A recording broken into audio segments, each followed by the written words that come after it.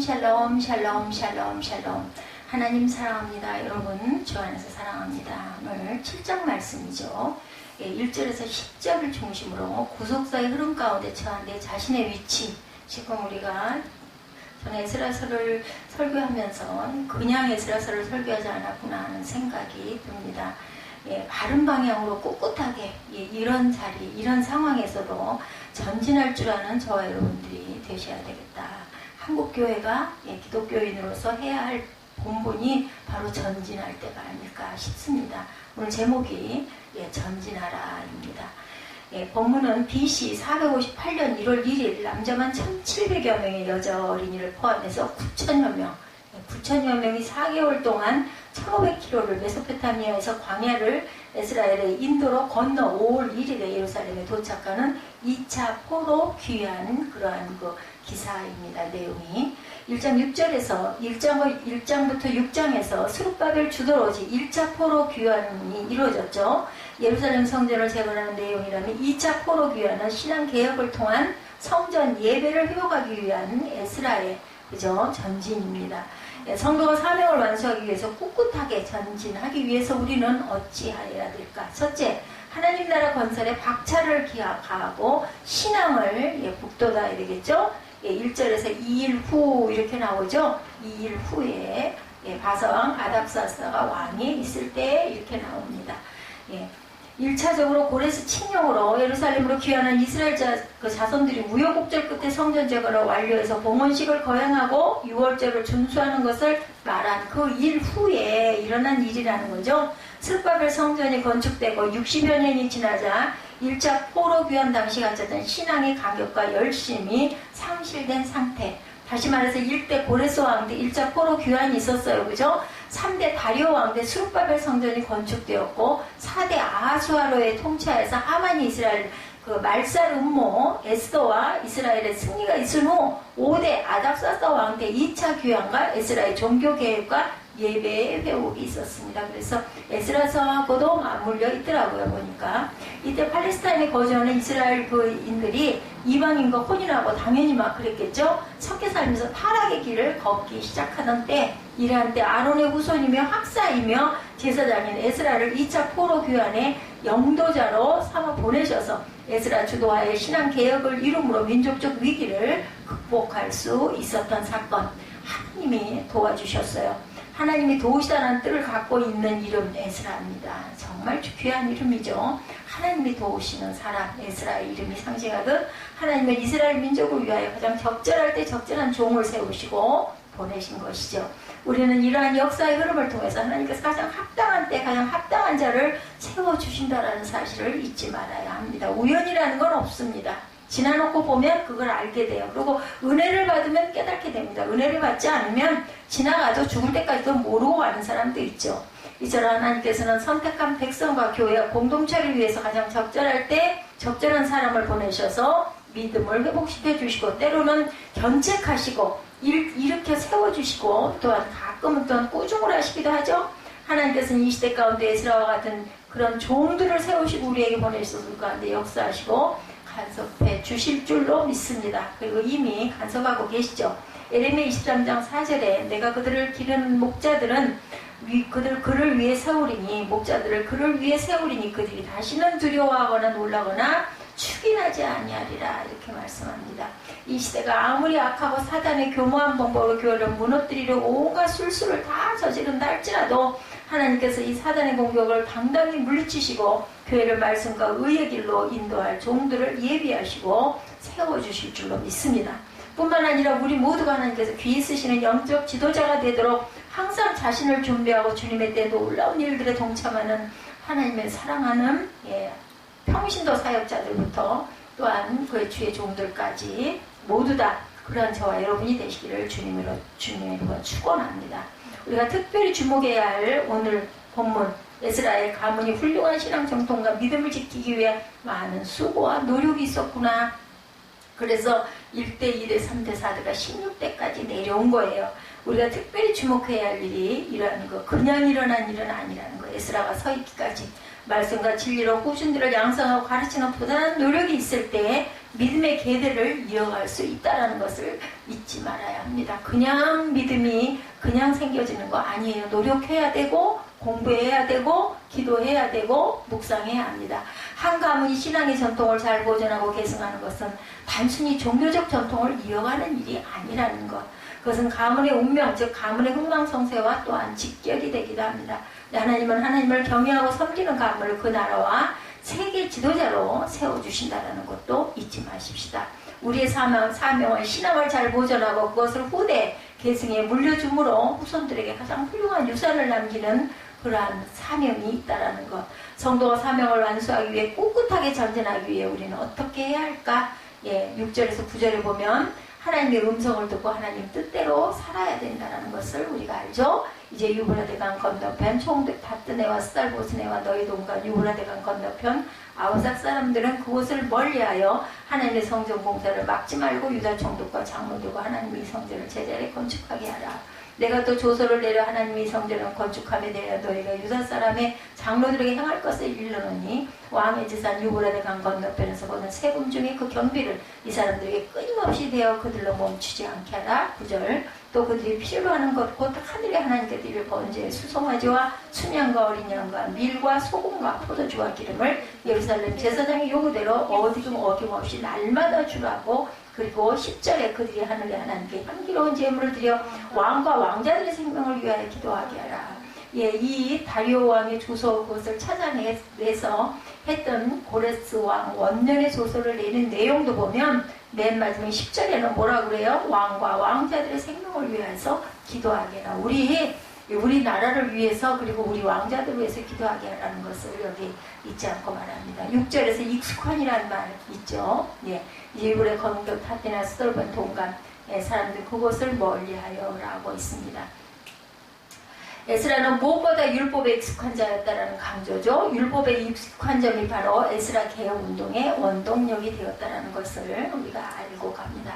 익숙한 자, 7장이죠. 6절에서 9절 6장이 켜져 있어서 이 에스라가 바벨론에서 올라왔으니 이는 이스라엘의 하나님 야훼께서 주신 모세의 율법에 익숙한 학자로 그의 하나님 야훼의 도우심을 입음으로 왕에게 구하는 것은 받은 자이더니 아닥사스다 왕 제7년에 이스라엘 자손들과 제사장들과 레위 사람들과 노래하는 자들과 문지기들과 느디님 사람들 중에 몇 사람이 예루살렘으로 올라올 때 이 에스라가 올라왔으니 왕이 제7년 다섯째 달이라 첫째 달 초하루에 바벨론에서 길을 떠났고 하나님의 선한 손에 도우심을 입어 다섯째 달 초하루에 예루살렘에 이르렀다. 이 내용이죠. 9절까지의 내용이 하나님의 음성을 듣고 하나님의 뜻대로 우리는 이렇게 살아야 된다.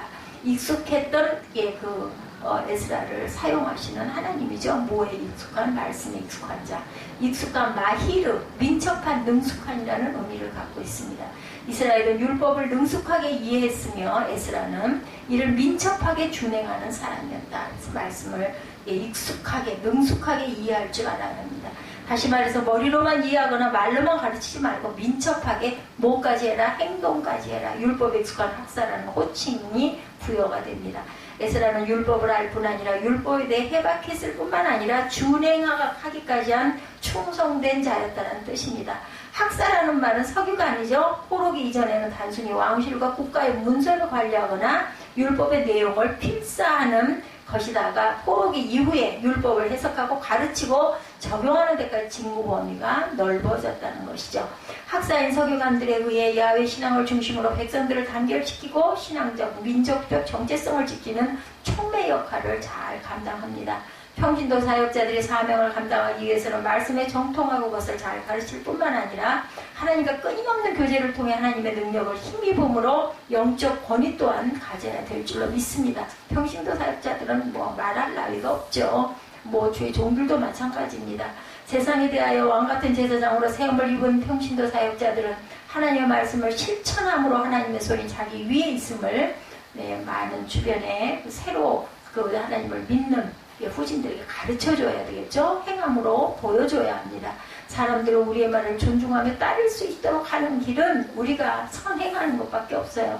7절과 9절에 에스라 주도와 이루어진 2차 포로 귀환에 대해 다루고 있는데 여기서 우리는 주목할 것.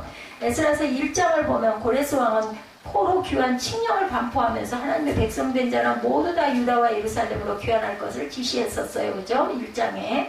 고레스의 그 귀환 칙령에도 불구하고 많은 이스라엘 자손들이 귀환하지 않은 것은 귀환으로 인한 불이익, 즉 바벨론에서 이루어놓은 많은 재산, 삶의 기반을 포기해야 되기 쉽지 않은 일입니다. 팔레스타인에 돌아가서 황무한 땅을 개간하는 거 얼마나 깜깜했을까요? 앞에 눈앞이 깜깜했겠죠? 많은 희생이 뒤따라야 되기 때문이고 70년이 흘렀다 보니 이제는 1세대들은 다 죽었기 때문에 2세대, 3세대들이 뭐 그거 그렇게 안타깝게 돌아가고 싶었겠습니까? 이스라엘 백성은 징계 기간이 찬 후에 다시 이스라엘로 돌아가 다시 나라를 세우고 하나님 백성으로 살아가는 것이 하나님의 뜻이고 명령이었습니다. 하나님의 뜻에 반해 아직도 바벨론에 남아있는 자들을 하만이 멸절하려는 계획을 세우는 것이 에스더서에 나타나죠. 같은 해자로 시작돼요.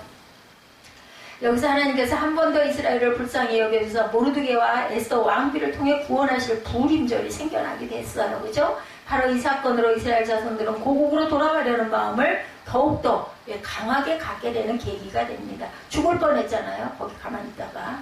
아직도 이방 땅에 미련을 버리지 못하고 이것이 좋사오니 하며 세상에 대한 미련을 버리지 못한 그때 돈하고 아직도 학벌 출세 명예를 쫓아가기에 바쁜 그때 하나님은 자기 백성이 하나님의 뜻에 합당하게 살기를 원하셨습니다. 그래서 하나님은 하나님의 백성이 하나님 뜻과 다른 길로 가게 되면 위기와 어려움을 또한 질병을 보내셔서 하나님의 뜻을 깨닫고 하나님의 길로 돌아오게 하십니다. 어차피 멸망당할 자들은 징계하지 않고 단지 심판할 뿐입니다. 그래도 감사하게 예지가 주일날 그렇게 힘들고 죽을 것 같았는데 기도하고 돌아가서 지금까지는 괜찮습니다. 그렇기 때문에 불신자들이 형통하게 되는 것, 성도들이 유독 시험과 환난과 어려움이 많은 이유도 여기에 있습니다. 하나님은 저와 여러분을 왕같은 제사장과 거룩한 나라로 부르셨죠. 베드로전서 2장 9절이죠. 그럼에도 불구하고 성도가 하나님의 부르심에 응답하지 못하고 세속에 찌들어 돈과 명예와 쾌락에 빠져 살고 자신의 육체의 이익만을 추구하는 저급한 존재로 살아가는 것, 그것을 그냥 놔두시지는 않습니다. 특히나 눈으로 보고 택한 녀석은 더더군다나 강하죠. 하나님께서 나라를 향한 뜻이 무언지 바로 깨닫고 하나님의 뜻을 이루며 살아가는 저와 여러분 예시합니다. 성도가 사명을 완수하기 위해서 꿋꿋하게 전진하기 위해 해야 할 일 10절이죠. 준행하며 가르치기로 결심했다라고 나오죠. 에스라가 여호와의 율법을 연구하여 준행하며 율례와 구례를 이스라엘에게 가르치기로 결심하였더라 이렇게 말합니다. 이제 우리는 우리의 혈통은 십자가 보혈로 충분히 하나님의 자녀가 될 구원받을 자격이 주어졌어요. 에스라는 말씀을 창세기에서 말라기까지 자유자재로 암기하고 응용하고 적용한 사람입니다.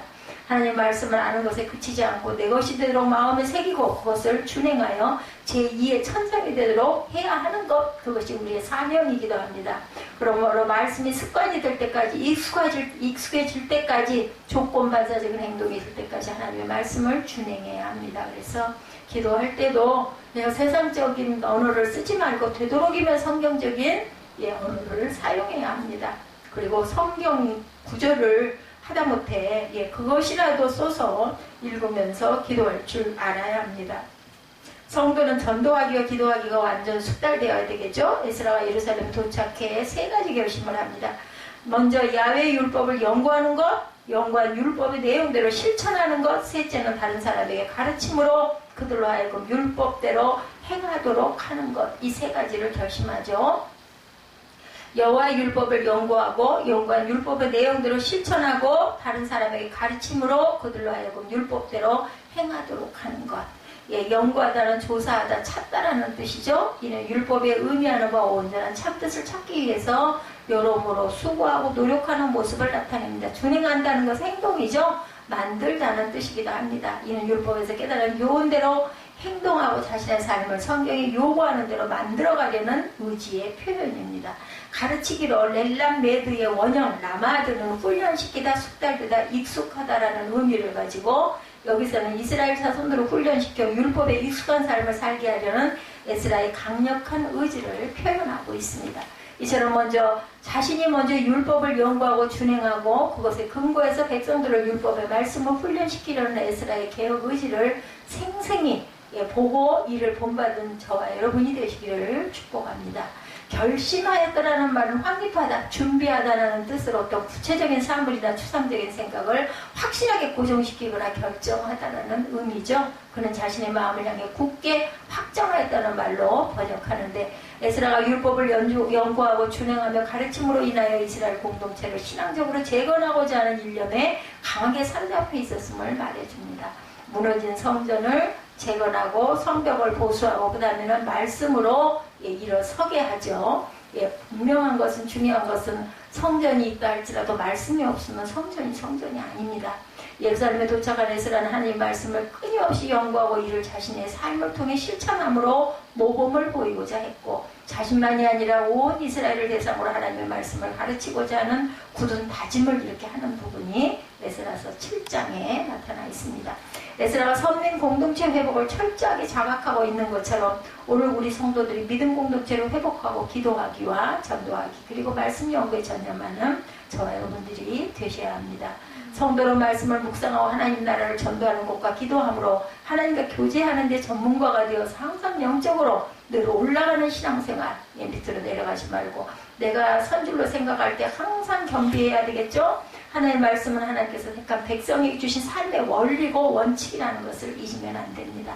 성도가 이런 원리 원칙을 깨고 스스로의 방법으로 세상에서 성공하고 형통한 삶을 살려는 성도들이 많이 있어요. 성도는 하나님을 떠나서는 성공도 형통함도 얻을 수가 없습니다. 성도가 악과 멸망에 빠지지 않으려면 하나님 말씀을 행하기에 게으르지 말고 하나님 말씀 가르치기에 부지런히 행하며 성도들은 말씀을 배우는 일에 또한 열심을 내야 합니다. 하나님의 말씀을 떠나 형통은 형통이 아니라 심판의 지름길임을 잊지 말고 오늘도 말씀 안에서 살아가는 저와 여러분이 되시기를 축복합니다. 사명을 완수하기 위해 꿋꿋하게 전진하기 위해 우리는 그럼 어떻게 해야 할까요? 첫째, 하나님 나라 건설에 박차를 가하고 신앙을 북돋우는 부분 1절에서 5절이었죠. 첫째는 하나님의 음성을 듣고 하나님 뜻대로 살려는 그런 결심 6절에서 9절입니다. 하나님 말씀을 준행하고 가르치기로 결심한 부분 10절이죠. 그래서 오늘 본문은 1절에서 10절까지 하나님의 나라, 하나님의 음성, 내 말씀의 뜻을 가르치는 그 에스라의 결심이 나타나 있습니다.